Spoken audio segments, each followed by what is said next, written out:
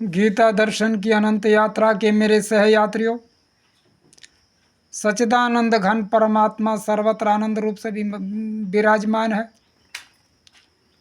अपने कृषि कार्यों और घरेलू कार्यों में व्यस्तता के कारण बहुत दिन बाद ये वीडियो डाल रहा हूँ। प्रिय मित्रों, अब तक हम गुणत्रय पर विचार कर चुके हैं। आज हम श्रद्धा त्रय पर विचार करेंगे। सात्विक, राजस और तामस श्रद्धा पर विचार करेंगे। प्रिय मित्रों, जो हम किसी व्यक्ति पर श्रद्धा करते हैं तो श्रद्धा का मतलब होता है कि उसकी बात बिना जांचे परखे ही हम मान लेते हैं कि वो सही कह रहा है। प्रायः बहुत प्रतिष्ठित व्यक्ति की बातों पर लोग शंका नहीं करते और इनमें श्रद्धा तीन को मैं ज़्यादा श्लोकों के चक्कर में न पड़ के, क्योंकि इसलिए वीडियो बहुत विस्तार में न जाए, संक्षेप में कहने का प्रयास करूँगा। जो सात्विक श्रद्धा है उसमें तो व्यक्ति जो श्रद्धास्पद व्यक्ति है उसके प्रति पूरे जांचने परखने के बाद अपने बुद्धि और विवेक का प्रयोग करके ये जान लेता है कि ये व्यक्ति श्रद्धा का पात्र है और तब उसमें श्रद्धा उसकी स्थापित होती है।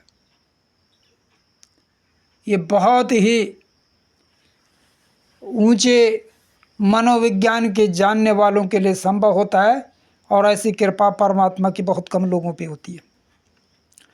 सात्विक श्रद्धा, जांच परख कर। दूसरी श्रद्धा होती है व्यक्ति निश्चय नहीं कर पाता कि जिस व्यक्ति के प्रति हम श्रद्धा रख रहे हैं वो वास्तव में श्रद्धा का पात्र है भी कि नहीं, लेकिन वो देखता है कि बहुत सारे लोग उसके प्रति श्रद्धालु हैं तो ठीक ही होगा जब इतने लोग हैं। और आप सब जानते हैं कि बहुमत हमेशा सही नहीं होता। कई बार एक सच्चे व्यक्ति को हराने के लिए 100 झूठे एक साथ खड़े हो जाते हैं, तो इस श्रद्धा का प्रमाण नहीं होता, लेकिन वो उस श्रद्धा में फंस जाते हैं। ये राजस लोग हैं। तीसरे तामस किस्म के लोग हैं। उनकी श्रद्धा का कोई आधार होता नहीं है। वे तो उसी व्यक्ति के चक्कर में फंस जाते हैं जो श्रद्धा युक्त वाणी शोभा युक्त वाणी बोल रहा हो, जिसने आडंबर ओढ़ रखा हो। सीधे और सरल व्यक्ति में उनकी कभी श्रद्धा जा नहीं सकती।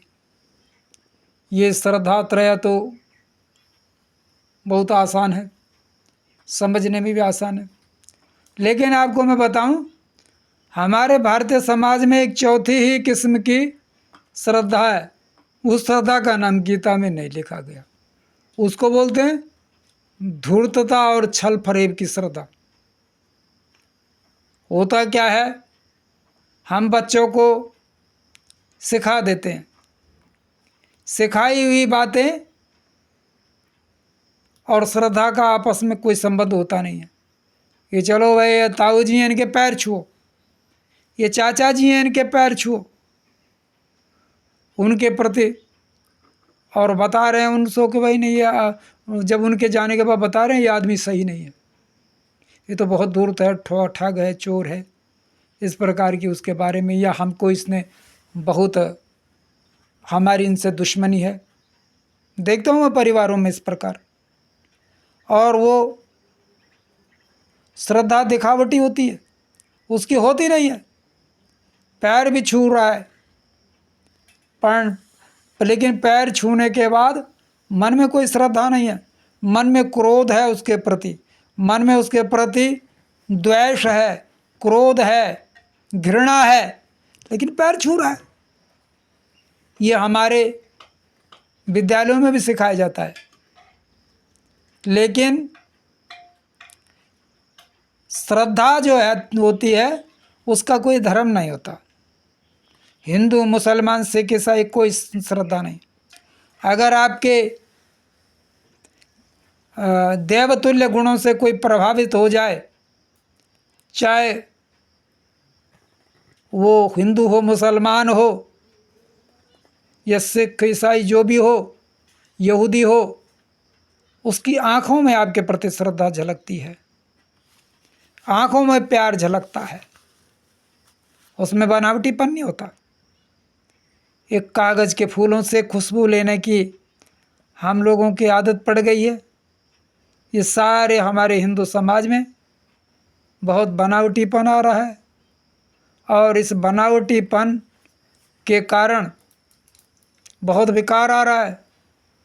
मैं लोगों को देखता हूँ कि एक दूसरे के प्रति षड्यंत्ररत रहते हैं, एक दूसरे को नीचा दिखाने में लगे रहते हैं, लेकिन जब मिलते हैं तो बिल्कुल बाअदब बामुलाहिजा, एकदम पैर छूना।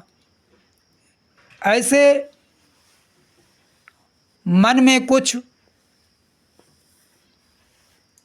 वचन में कुछ, व्यवहार में कुछ, ऐसे लोगों को दुर्जन कहा गया है। तो ये दुर्जनता सिखाई जा रही है लोगों को व्यवहार में होती नहीं है, ये लोगों को सिखाई जा रही है। दुर्जनता सिखा सिखा कर लोगों के व्यवहार में भरी जाती है। यही कारण है कि आपस में सहयोग के बजाय बस टेक्निकल मुझ पर आरोप ना आए, नहीं तो एक दूसरे की टांग खींचने में लगे हुए हैं, एक दूसरे के कार्य को बिगाड़ने में लगे हुए हैं। प्रत्यक्ष रूप से तो प्रिया मीठा बोल रहे हैं, लेकिन पीठ पीछे काम बिगाड़ रहे हैं। जैसा कि सुभाषित के किसी श्लोक में लिखा हुआ भी है, परोक्षे कार्य हंतारम प्रत्यक्षे प्रियवादिनम वर्जे तादृशम मित्रम विश्वकुंभम पयोमुखम।